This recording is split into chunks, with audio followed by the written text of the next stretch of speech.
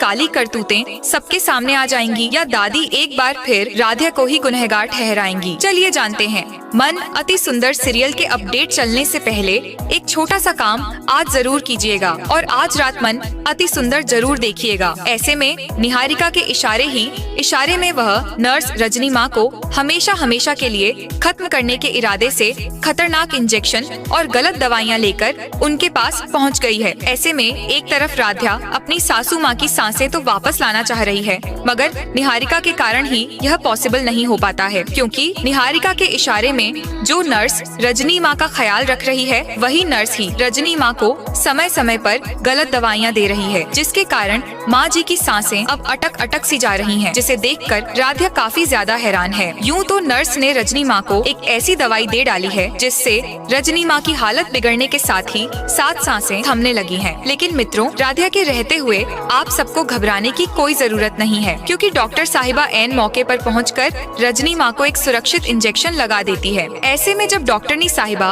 उस नर्स की दवा को चेक करती हैं, तो वह सारी गलत दवाइयाँ होती हैं, जिसे देखकर सबके होश उड़ जाते हैं। लेकिन ऐसे में दादी एक बार फिर राधा पर ही बड़ा इल्जाम लगाती हैं और उसे ही जिम्मेदार ठहराती हैं। राधा हर बार की तरह ना तो करती है और अपनी सफाई देने की कोशिश करती है, लेकिन दादी उसकी एक नहीं सुनती। इधर नर्स की इस साजिश के बदौलत राधा को अपनी दादी के हाथों डांट और मार पड़ने ही वाली होती है कि उससे पहले ही प्रथम राधा के लिए बड़ा एक्शन ले लेता है। वह बीच में आकर अपनी दादी को रोक लेता है और सबके सामने राधा की फिक्र करता हुआ दिखाई देता है। प्रथम का यह रूप देखकर घर के बाकी सदस्य भी दंग रह जाते हैं, क्योंकि पहली बार वह राधा के लिए अपनी दादी के सामने खड़ा हुआ है। अब देखना यह होगा कि क्या डॉक्टर साहिबा उस नर्स और निहारिका का सच सबके सामने ला पाएंगी, या फिर दादी की नफरत राधा की जिंदगी को और भी मुश्किल बना देगी। क्योंकि अस्पताल के इस ड्रामे ने अब एक नया मोड़ ले लिया है, जहां एक तरफ जिंदगी